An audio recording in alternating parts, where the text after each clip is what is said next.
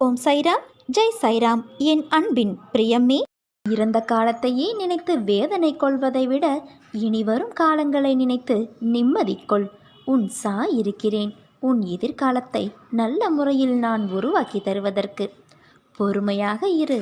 அதற்கு பரிசாக நீ அனுபவித்த சோதனைகளை விட பல மடங்கு சிறப்பான ஒன்றை நான் உனக்கு கொடுக்கப் போகின்றேன். நீயாக என்னை தேடி வரவில்லை குழந்தையே.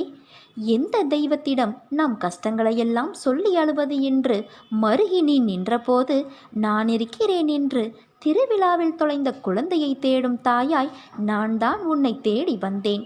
அந்த அளவிற்கு நான் உன்னை நேசிக்கிறேன். உன் பூர்வ புண்ணியம் மிகவும் பெரிது குழந்தையே. உன் மூதாதையர்கள், உன் தாய் தந்தை செய்த புண்ணியங்கள் நிறைய இருக்கிறது. அதனால்தான் நான் உன்னை தேடி வந்தேன். நான் உன்னுடன் எப்போதும் இருக்கையில் நீ எதற்குமே கலங்கக்கூடாது என் செல்வமே. உனக்கு வேண்டியதை நானே செய்வேன். என் குழந்தைகளின் நல்வாழ்வுக்காகவே அவதரித்து வந்தவன் நான். நீயோ நான் தேடி கண்டுபிடித்த புதையல். இந்த புதையலை திரும்பவும் மண்ணில் வீசி எறிய நான் ஒருபோதும் விடமாட்டேன். இந்த சாயின் குழந்தை உன்னை கண்ணின் மணியாக பாதுகாப்பேன் என் தங்கமே. உன் வாழ்க்கை நீ நினைத்தது போல இல்லாமல் மாறாக செல்கிறது என்றால் கவலை கொள்ளாதே. உன் சாயப்பாதான் உன் கருமாக்களிடம் மன்றாடி கொண்டிருக்கிறேன் என்று அர்த்தம். உன் வாழ்க்கையை சரி செய்வதற்கே இது போன்ற பரீட்சைகள் நடக்கிறது. என் பிள்ளையாகிய உன்னை இதில் வெற்றியடைய செய்து உன் வாழ்க்கையை சீரமைப்பேன் என்று நான் உனக்கு உறுதி செய்கின்றேன். உனது கோரிக்கைகள் அனைத்தையும் நான் நிறைவேற்றுவேன். நீ வாழ்ந்து கொண்டிருக்கும் தற்போதைய வாழ்க்கை நான் உனக்கு கொடுத்தது. இதில் நீ அனுபவிக்கும் அத்தனையும் நான் உனக்கு கொடுத்தது என்பதை ஒரு நாளும் மறவாதே. இதை நீ புரிந்து கொண்டால் மறுகணமே உனது கண்கள் முன்பு நான் தோன்றுவேன். உன்னை தேடி உனது இல்லம் நாடி உன்னுடன் சேர்ந்து சாப்பிடுவதற்கு நான் வந்து கொண்டு இருக்கிறேன். உன்னை தயார்படுத்திக்கொள். எனது பரிபூரண ஆசீர்வாதம் உனக்கு கிடைக்கப் போகிறது. அளவில்லா மகிழ்ச்சி கிடைக்கப் போகிறது. எனது காலடிப்படும் நேரம் நீ சுபிட்சமாகப் போகிறாய். இதுவரை இல்லாத அளவு பெருமளவு இரட்டிப்பு மகிழ்ச்சியுடன் இருக்கப் போகின்றாய். நீ என்னிடத்தில் வைத்த கோரிக்கைகள் அனைத்தும் நிறைவேறப் போகிறது. நீ விரும்பியதெல்லாம் கிடைக்கப் போகிறது. உன்னை பார்த்து ஏளனமாக சிரித்தவர்கள் வியக்கும் வண்ணம் நான் உன்னை உயர்த்தப் போகின்றேன். இந்த நாள் வரை உனக்கு நான் காண்பித்த அற்புதங்கள் எல்லாம் சிறிய வடிவுகளே. இனிமேல் அடுத்தடுத்து உன் வாழ்வில் அழகிய, நிம்மதியான, மகிழ்ச்சிகரமான, வெற்றியான நிகழ்வுகள் நடக்கப் போகிறது. இதை உன் மனதில் நன்றாக பதிய வைத்துக்கொள் என் தங்கமே. நீ உள்ளத்தில் நினைத்தாலே போதும், உன் பிரார்த்தனைகள் என் செவிகளுக்கு வந்துவிடும். நிச்சயம் அதை நான் நிறைவேற்றுவேன். அதுவரை நீ பொறுமையோடு காத்திரு. ஒரு புதிய உறவு உன்னை தேடி வரப்போகிறது. அதை தவற விட்டு விடாதே. பின்பு நீதான் வருத்தப்படுவாய். அவர் உனக்கு மிகவும் பிடித்தவர், உன் உயிரானவர். அதை நீ ஒருபொழுதும் நழுவ விட்டு விடாதே என் கண்மணி. அவர் உன்னை புரிந்து கொண்டு நீதான் எல்லாமே என்று உணர்ந்து கொண்டு உன்னை தேடி வரப்போகிறார். அவரை நிராகரித்து நழுவ விட்டு விடாதே. அப்பா மீண்டும் மீண்டும் சொல்கிறேன், அவரை நழுவ விட்டு விடாதே. உன்னை சுற்றியுள்ளவர்களை பற்றியும் அவர்கள் உனக்கு தடையாக இருப்பதை பற்றியும் நீ ஏன் கவலைப்படுகிறாய்? அழிந்து போகிற வாழ்க்கையில் அவரவர் தன் மனம் போன போக்கில்தான் போவார்கள். ஏழை சொல் மேடை ஏறாது என்பது போல உன் வார்த்தைக்கு அவர்கள் கீழ்ப்படிய போவதில்லை. அதை விடுத்து உன் ஆன்மாவை சுத்தம் செய்து கொள்வதில் நீ உன் மனதை நிலைநிறுத்து. உன்னை சுற்றி இருக்கின்ற சூழல்கள் எல்லாம் மாற வேண்டும் என்று நீ எதிர்பார்த்தால் முதலில் உன்னை மாற்றிக்கொள்ள வேண்டும். உனது விருப்பம் நியாயமானது என்று நினைக்கின்ற நீ அதற்கு தடை என்று ஏதேனும் வந்துவிட்டால் என்ன செய்வது என நினைத்து தவிக்கின்றாய். இந்த தவிப்பை அடுத்து உன் மனதில் சஞ்சலம் தோன்றிவிடுகிறது. மனம் விருப்பத்தை நிறைவேற்றிக் கொள்ள உத்வேகத்தோடு நடைபோடும் போது எதிரே உள்ள ஒவ்வொன்றையும் தடையாக சந்தேக கண் கொண்டு பார்க்க தோன்றுகிறது. தடைகள் முதலில் வழிபோக்கனைப் போல தள்ளி நின்று வேடிக்கை பார்ப்பதைப் போலத்தான் தெரியும். நமக்கும் அதற்கும் எந்த தொடர்பும் இல்லை என்பது போன்ற சூழல்கள் தெரியும். ஆனால் நாம் எதிர்பார்க்காத போதே நம்மை மெல்ல மெல்ல கவ்விக்கொள்ளும். அப்போதுதான் நமக்கு உண்மையான போராட்டம் ஆரம்பிக்கும் என்பதை நீ உணர்ந்திருப்பதால் இவ்வாறு தடையை கிள்ளிவிட நினைக்கின்றாய். குழந்தையே, கவலைகளையெல்லாம் தூர வைத்துவிட்டு எந்த சலனமும் இல்லாமல் சலனமற்ற நற்சிந்தனையோடு எனது பாதங்களில் சரணடைந்து விடு. அந்த காரணத்தினால் சகல துக்கங்களிலிருந்தும் விமோச்சனம் கிடைக்கும். தடைகள் நொறுங்கும். என் பார்வைக்கு மிஞ்சிய சக்தி ஏதாவது உண்டா? நான் இருக்கிறேன் உன்னுடைய நிழலாக. எனக்கு தெரியும் நீ யாருக்கும் எந்த கெடுதலும் செய்யவில்லை என்று. நடந்ததை நினைத்து வருந்தாதே. நீ நல்ல பெயருடன் நிம்மதியான மகிழ்ச்சியான வாழ்க்கையை பெறுவாய் குழந்தையே. உனக்கு இனி ஒவ்வொன்றாக நல்லது நடக்கத் தொடங்கும். நீ பட்ட துன்பங்கள் அனைத்தும் முடிந்து விட்டது. இது உன் சாயப்பாவின் என் சத்திய வாக்கு. உனக்கு என்ன தேவை என்பதை நான் முற்றிலும் நினைவில் வைத்திருக்கிறேன். உன்னை துன்பச் சேற்றில் மூழ்கிவிட நான் ஒரு காலம் சம்மதிக்க மாட்டேன். உன் துக்கம் நிச்சயமாக மகிழ்ச்சியாக மாறும் குழந்தையே. உனது வாழ்க்கை சீர்படும் காலம் விரைவில் வரும். இதற்கு முன்னால் நீ கடந்து வந்த கடினமான பாதைகளை சற்று நினைத்துப் பார். அதிலெல்லாம் உன்னை தூக்கி சுமந்து காப்பாற்றி வந்தேன். இனியும் அப்படியே உன்னை நான் காப்பாற்றுவேன். உனக்கு சோதனையாக தெரிகிற இந்த காலத்தை மனதில் வைத்து கொள்ளாதே. என் அற்புதங்கள் இனி உன் வாழ்வில் நிகழ்வதற்காக ஏற்பட்டுள்ள ஒரு வழிதான் இந்த சோதனைகள். வாழ்க்கையில் சலிப்பும் வெறுப்பும் கொள்ளாதே குழந்தையே. மனம் புண்ணாகி போனவே என வருந்தாதே. இதோ என் மென்மையான கரங்களால் உன்னை வருடிக்கொண்டு உன் பக்கத்தில்தான் நான் உனக்காக உட்கார்ந்திருக்கின்றேன். மிக விரைவில் உன்னை பொன்னாக்கும் நாள் வந்து கொண்டு இருக்கிறது. யார் கைவிட்ட போதிலும் என் பக்தனை நான் என்றும் கைவிட மாட்டேன். நான் என்றும் உனக்கு துணையாக இருப்பேன் குழந்தையே. நீ பட்ட ஒவ்வொரு துன்பங்களுக்கு பின்னாலும் உனக்கு ஒரு மகிழ்ச்சி காத்திருக்கும். கலங்காதே. நீ எதற்காக கவலைப்பட்டு கொண்டு இருக்கிறாயோ அது உன்னிடம் வந்து சேரும் காலம் வந்துவிட்டது. நான் உன்னை பாதுகாத்து கொண்டு இருக்கும்போது உனக்கு யாரும் தீங்கு விளைவிக்க முடியாது. நீ எதிர்பார்த்த காரியத்தில் நிச்சயம் வெற்றியடைவாய். கலங்காதே. உன்னோடு நான் இருக்கிறேன். நீ நம்பிக்கையோடு இரு. நல்லதே நடக்கும். நீ உன் கண்ணிமையை மூடி திறக்கின்ற நேரத்தில் நீ கேட்ட வரத்தை உனக்கு நான் அளிக்கப் போகின்றேன். நான் எந்த நிலையிலும் உன்னை கைவிட மாட்டேன் குழந்தையே. என் மீது நம்பிக்கை கொள். எல்லாம் தான் நான் ஆசைப்படுகிறேன். ஆனால் நிறைவேறுவதுதான் வேறாக இருக்கிறது என்பவரா நீ? ஆசைப்படுவது நம் இயல்பில் ஒன்றுதான். ஆனால் அந்த செயல் நடைபெறுமா என்று உன்னுள் எழும் சலனமே, சந்தேகமே அது நிறைவேற வந்தாலும் உன் சலன எண்ணத்தின் வெளிப்பாட்டால் தடைப்படுகிறது. இதற்கு என்னதான் செய்வது? முதலில் ஆசையில் தீர்க்கம் இருக்க வேண்டும். அந்த தீர்க்கத்தில் அதைவிட சிறந்தது என்ற வேறு சலனமின்றி இருக்க வேண்டும். எப்போது ஒரு எண்ணத்தில் தீர்க்கம் இருக்கிறதோ அந்த எண்ணம் சர்வ நிச்சயமாக உன் எண்ணத்தை புரிந்துணர்ந்த இறையாற்றல் வழியே ஈடேறும். ஆனால் நாமோ அந்த ஆசை என்ற எண்ணத்தை வெளிப்படுத்தும் போதே இது நடக்குமா, நடக்காதா, நடந்தால் அப்படி இருக்கும், நடக்காவிட்டால் இப்படி இருக்கும் என்று உங்கள் ஆசை என்ற எண்ண பிரதிபலிப்பை கூட நீங்களே முழுவதுமாக சென்று அடைய விடுவது இல்லை. அதிலும் நடக்கும் என்ற எண்ணத்தை விட நடக்காவிட்டால் என்ற எண்ணமே நம்மிடமிருந்து அதிகம் வெளிப்படுகிறது. இது கூட நாம் அறிந்த ரகசியமே. இது இயல்புதானே. இதை எப்படி கடந்து ஆசையை நிறைவேற்றிக் கொள்வது? அதற்கும் வழி இருக்கிறது. உதாரணமாக ஒரு வீடு கட்ட வேண்டும் என்பது உன் ஆசை என்று வைத்துக்கொள்வோம். நாமெல்லாம் இன்றைக்கு விற்கும் விலைவாசியில் வீடு கட்ட முடியுமா? அதையும் கடன் வாங்கித்தானே கட்ட முடியும். நமக்கு யார் கடன் தருவார்? அப்படியே தந்தால் கூட இன்றைக்கு இருக்கும் வருமானத்தில் எப்படி கடன் தொகையை கட்டுவது போன்ற எண்ணங்கள் வழியே வீடு கட்ட வேண்டும் என்ற அடிப்படை எண்ணத்திலேயே சலனத்தை தொடங்கும் போது அது வெறும் ஆசையாகவே இருக்கும். அல்லது நீ யோசித்தபடியே நீ விரும்பிய சிக்கல்களை எதிர்கொள்ள வைக்கும். அதுவே இத்தனை சதுரடியில் வீடு, அதில் இந்த நிறத்தில் வாரணம் பூசி, அந்த அறையில் இது, இந்த அறையில் இது, சமையல் அறையில் இந்த வசதி, இப்படி கட்டி முடிக்கப்பட்ட வீட்டில் என்ன செய்ய வேண்டுமோ அதை குறித்த உன் எண்ணம் இருக்குமானால் இங்கே அடிப்படையாக வீடு என்பதை கட்டி முடித்து விட்டீர்கள். அதற்கு அடுத்த நிலையை குறித்த எண்ணம்தான் இப்போது உன்னிடம் இருந்து வெளிப்பட்டு கொண்டே இருக்கும்.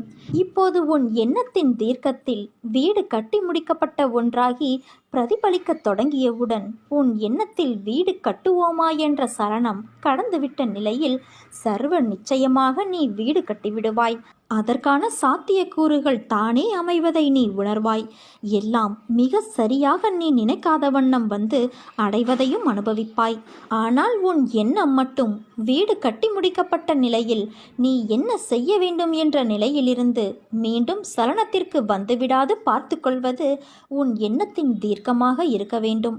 இது ஏதோ ஒரு முட்டாள்தனமான ஒரு அணுகுமுறையாக தெரியும். ஆனால் இதை நித்தமும் செய்துதான் பாரேன். காலையும் இரவு படுக்கும் முன்னரும் தனியாக இந்த எண்ணத்தில் ஒரு சில மணித்துளிகளாவது எண்ணித்தான் பாரேன். இது ஏதோ வீடு என்று மட்டும் இல்லை. உன் ஆசை எதுவானாலும் அதை கடந்த நிலையில் இறையாற்றலை முன்னிறுத்தி நீ உன்னுள் பொருந்தி ஓர் தவமாய் இந்த எண்ணம் வெளிப்படட்டும். சர்வ நிச்சயமாக அது நிறைவேறும் என்பது மட்டும் உறுதி. எண்ணியதை எண்ணியவாறே அருளிக்கொண்டே இருக்கும் இறைவன் என்றும் உன்னோடு இருக்க எண்ணத்தில் தெளிவு இருந்தால் போதும். அனைத்துமானவனால் சாத்தியமாகும். உனக்கு தராத வேறு யாருக்கு தரப்போகிறேன்? என்னையே உனக்கு நான் கொடுத்து விட்டேன். பிறகு உனக்கு வீணான கவலை எதற்கு? என்னிடம் இருந்து உனக்கு ஒரு ஆச்சரியமான பரிசு கிடைக்கும். வரவிருக்கும் வாழ்க்கை மகிழ்ச்சி ஆச்சரியங்களோடு நிறைந்ததாக இருக்கும். என் வார்த்தை மீது நம்பிக்கை வை. உன் வாழ்வில் வளமும் நலமும் பெற்று நிரந்தரமான நிம்மதியடைவாய். உன் எதிர்கால தேவைகள் அனைத்தையும் நான் நிறைவேற்றி தருவேன் என் தங்கமே. ஒருவன் என் நாமத்தை அன்போடு உச்சரிப்பானாகில் நான் அவனுடைய ஆசைகளை பூர்த்தி செய்து அவனுடைய பக்தியை அதிகப்படுத்துவேன். என் வாழ்க்கையையும் செயல்களையும் ஊக்கமோடு இசைப்பாடுவானாயின் அவனுக்கு முன்னும் பின்னும் எல்லா திக்குகளிலும் சூழ்ந்திருப்பேன். எவன் என்னிடம் பூரண சரணாகதி அடைகிறானோ, எவன் என்னை விசுவாசத்தோடு வணங்குகிறானோ, எவன் என்னை நினைவில் இருத்தி கொண்டு நிரந்தரமாக தியானம் புரிகிறானோ அவனை விடுவிப்பது என் சிறப்பு இயல்பாகும். என் நாமத்தை உச்சரிப்பவர், என்னை வணங்குபவர், என் நிகழ்ச்சிகளையும் வாழ்க்கையை பற்றியும் எண்ணி இவ்வாறாக என்னை நினைவில் இருத்தியிருப்பவர்கள் எங்கெனம் உலகப் பொருட்கள், உணர்ச்சிகள் இவைகளில் கவனமுள்ளவர்களாக இருக்க முடியும்? சாவின் வாயிலிருந்து என் அடியவர்களை நான் வெளியே இழுத்து விடுவேன். என் கதைகள் கேட்கப்பட்டால் எல்லா நோய்களும் விலகும். என் கதைகளை மரியாதையோடு கேட்டு அவற்றை எண்ணி தியானம் செய்து கிரகித்துக்கொள். இதுவே மகிழ்ச்சிக்கும் திருப்திக்குமான மார்க்கமாகும். என் அடியவர்களின் பெருமையும் அகம்பாவமும் அற்றுவிடும். கேட்பவரின் மனம் அமைதிப்படுத்தப்படும். வாழ்க்கையில் நாம் போகின்ற பாதையில் தடங்கள் வராமல் இருந்தால் நீ சரியான பாதையில் போகவில்லை என்று அர்த்தம். பாதையில் வரும் தடங்கள்தான் உன்னை முன்னேற வைக்கும். முன்னேற்றத்திற்கு வழிவரும் இடங்கள்தான் உன்னை நகர்த்தி பார்க்கும் தோல்வி ஒன்று. அந்த தோல்வி உன்னை தாழ்த்தவோ வீசவோ அல்ல, இருந்த நிலையிலிருந்து உச்சாணி உயரத்தை தொடுவதற்காக. என்றும் பழுத்த காயாகவோ கனியாகவோ பட்டுப்போய் நீ விழமாட்டாய். நீ கீழே விழுவது வீழ்ச்சியல்ல குழந்தையே. விதையாய் கீழே உன்னை நான் தூவி கொண்டு இருக்கிறேன். அப்படி தூவிய விதையான உன்னை வரலாறு காணாத உயரத்தில் உயர்த்த எடுக்கும் புது முயற்சிகள் அவை உனக்கு புதியது. அதனால் அவைகள் உன்னை தள்ளாட வைக்கும். ஒரு விதை மண்ணில் விழுந்து சிறிது காலம் தன் வளர்ச்சிக்கு வெளியில் தான் இருப்பதை காட்டிக்கொள்ளாது. பிறகு செடியாய் மரமாய் வளரும். அப்படி தன் வளர்ச்சியை காண்பிக்க முதலிலே தன் இருப்பிடத்தை பலமாக்கிக் கொள்ளும். அப்போது அது எதிர்நோக்கும் பிரச்சனைகள் நிறைய உண்டு. அதே போலத்தான் நீயும் இருக்கின்றாய். நீ விழுந்திருந்திருக்கலாம், ஆனால் அதை தோல்வி என்று கருதாதே. எழுந்து வானமாய் படர்ந்து நிற்கும் அளவிற்கு நீ உயரப்போகிறாய் குழந்தையே. அதற்குத்தான் இந்த சிறிய சறுக்கல் என்பது கீழே விழுவதற்காக அல்ல, மேலே உயர்ந்து செல்வதற்காக. உன்னை விதையாய் உன் வாழ்க்கையில் புதிய பாதையில் உன்னை நான் தூவியுள்ளேன். சிறிது கடினமாக இருந்த வழிகள் அது உனக்கு உணர்த்தும் பாடமாக இருக்கலாம். ஆனால் நிச்சயம் நீ உயர்வாய். என்ன இப்படி சொல்கிறீர்கள் என்கிறாயா? நான் சொல்வது கால நேரம் பார்த்து சொல்கின்ற சொல் அல்ல, எந்த காலத்தில் நடக்கும் என்ற சொல். எதிர்காலத்தில் உன் காலம் என்று நீ சொல்லப்படும் அளவிற்கு நடக்கும். அதற்கு மறைமுகமாக நான் சொல்லும் சொல்தான் எதிர்காலம். இன்னும் கொஞ்ச தூரம்தான், அதனால்தான் தாமதமாகிறது. ஆனால் அது தாமதமில்லை, உன்னை நீ தயாராக்கிக் கொள்ளும் காலம் அது. வெற்றிக்கான காலம் வந்துவிட்டது குழந்தையே. இதில் நீ நிச்சயம் ஜெயிக்கப் போகிறாய். நீ நம்பிக்கையோடு இரு, நல்லதே நடக்கும். இத்தனை நாட்களாக நீ அனுபவித்து வந்த பிரச்சனைகள் அனைத்தும் இன்று இரவோடு நான் தீர்த்து வைக்கப் போகிறேன். என்னை நம்பு. நல்லவர்கள் கண்ணியமானவர்கள் என்று நினைத்தவர்களின் உண்மை முகம் கண்டு நீ அதிர்ந்து போய் நிற்கின்றாய். அதற்கு அவசியமே இல்லை. என் குழந்தைக்கு யார் எப்படி என்று புரிந்து பழகும் விதத்தை கற்றுக் கொடுப்பது என் கடமையல்லவா? ஆன்மீகத்தில் உள்ள எல்லோரும் கண்ணியமானவர்கள் கிடையாது. வெளியில் அவர்களின் செயல்பாடுகளை வைத்து நம்பி ஏமாந்து விடக்கூடாது. அதற்குத்தான் முன்னெச்சரிக்கையாக உனக்கு எல்லாவற்றையும் காட்டுகிறேன். யாரையும் எளிதில் நம்பக்கூடாது என்பதற்கு இது ஒரு உதாரணம். பாலையும் தண்ணீரையும் கலந்து வைத்தால் அன்னப்பறவை போல தண்ணீரிலிருந்து சுத்தமான பாலை உனக்கு பிரிக்க தெரிய வேண்டும். அதற்காகத்தான் இந்த நிகழ்வுகள் எல்லாம் உன்னை எட்டி பார்க்கின்றது. நீ எனக்கு கிடைத்த அற்புதமான குழந்தை. ஆனால் வெளுத்ததெல்லாம் பால் என நினைக்கும் வெகுளியான குழந்தை. இந்த வெகுளித்தனங்களை விட்டு கொஞ்சம் வினயமாகவும் நடந்து கொள். என் இந்த உபதேசத்தின்படி நடந்து கொள். நான் எப்போதும் உன்னோடு இருக்கிறேன். எந்த கவலையும் உனக்கு வேண்டாம் குழந்தையே. பொறுக்க முடியாத அவதியும் அதையொட்டி உன் மனதில் எழுகின்ற கோணல் சிந்தனைகளும் உயிரை மாய்த்து கொள்ள நினைக்கும் எண்ணமும் என்னை மன வருத்தம் அடைய செய்கின்றது. உனது துக்க குப்பைகளை மூட்டை கட்டி தூர போட்டுவிட்டு என் பாதங்களை பற்றிக்கொள்.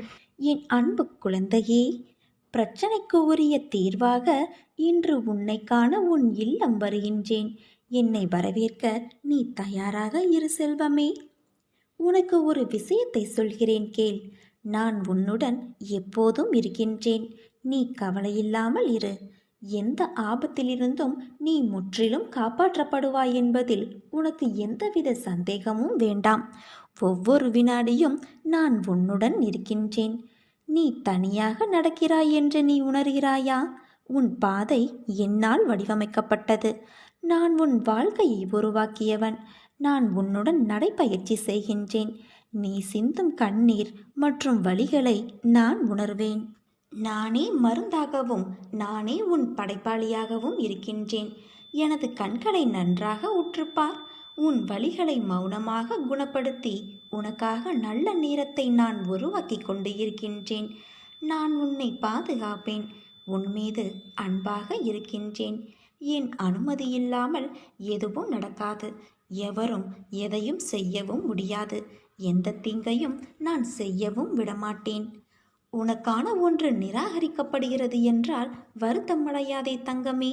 அதைவிட மேலான ஒன்றை உனக்கு நான் கொடுப்பதற்காக ஏற்பாடுகளை மேற்கொண்டிருக்கிறேன் என்று நம்பு. இவ்வுலகில் எதுவுமே நிரந்தரமில்லை. கலிகாலம் இது. நல்லது எதுவுமே மறைக்கப்பட்டு தீயவைகள் நல்லவைகள் போல ஜோடிக்கப்படும் காலம் இது. ஆனால் உண்மை ஒரு நாள் தெரிய வரும்போது கலியின் நாட்டம் அங்கு என்ன செய்ய முடியும்? நியாயவாதிகள் முன் யாராலும் நிரந்தரமாக நடிக்க முடியாது. நான் தண்டத்திற்காயிருக்கின்றேன். புரிய வேண்டியவர்களுக்கு புரிய வைக்கின்றேன். நீ கலங்காதே. நீ என்றுமே எனது அன்பிற்குரிய மகள்தான். எத்தனை பேர் என் தர்பாரில் நின்றாலும், நீ என் தர்பாரில் வந்து நின்றாலும் நிற்காவிட்டாலும் உனக்கான இடத்தை நான் என்றும் காலியாகவே வைத்திருப்பேன்.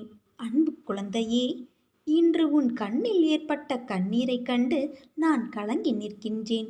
உன் கண்ணீரில் உன் வாழ்க்கையில் உனக்கு ஏற்பட்ட வலிகளால் நீ துடித்து அனுபவித்த அந்த நேரத்தை நினைத்து என் மனம் தாங்காமல் நான் துடிக்கின்றேன். உன் சூழ்நிலைகளும் உனக்கு ஏற்பட்ட நிகழ்வுகளும் உன்னை எந்த அளவில் பாதித்தது என்பதை என்னால் உணர முடிகிறது. நினைத்தாலே உனக்குள் ஏற்படும் நடுக்கமும் பயத்தையும் பார்க்கும் நான் கண்கலங்கி நிற்கின்றேன். என் குழந்தை கோழை அல்ல. எத்தனை கஷ்டங்கள் வந்தாலும் தாங்கி நின்று கடந்து செல்லும் தைரியம் உனக்கு இருக்கிறது. நீ சமாளித்து நடை போட்டாலும் உன் மனதில் இருக்கும் குமுறலை வெளியே மற்றவர் உணராத வண்ணம் நீ நடக்கின்றாய். கர்மவினை என் குழந்தையை கலங்க வைக்கும் போது நானும் உன்னுடன் தான் அந்த வழியை அனுபவிக்கின்றேன். உன் சந்தோஷத்திலும் சரி, உன் துக்கத்திலும் சரி, உன்னுடன் தான் இருப்பேன். உன் வழியை மாற்றுவேன். என் பிள்ளையின் வளர்ச்சிக்காக நான் பாடுபடுவேன். உன் கண்ணீர் கவலை எல்லாம் முடியப் போகிறது. கூடிய விரைவில் உனக்கான வெற்றி இலக்கு காத்து கொண்டு இருக்கிறது. பந்தய கோட்டை எட்டும் தருவாயில் அது உன்னை சோதித்து பார்க்கும். உன் பலம் என்ன, நம்பிக்கை என்பது எந்த அளவில் இருக்கிறது என்று. அந்த கட்டத்தில்தான் இப்போது நீ இருக்கின்றாய். உன் வாழ்க்கைக்கு பொறுப்பாளி நானே. உனக்கான அனைத்தையும் நான் உன்னிடம் வந்து சேர்ப்பேன். நீ அழாதே தங்கமே. உனக்கான அனைத்தும் தயாராக உள்ளது. அது மற்ற விஷயங்கள் போல நிலையற்றவையல்ல. உன் வாழ்க்கைக்கு அர்த்தத்தை கொடுக்கும் பொக்கிஷம். உன்னை நான் சரி செய்வேன்.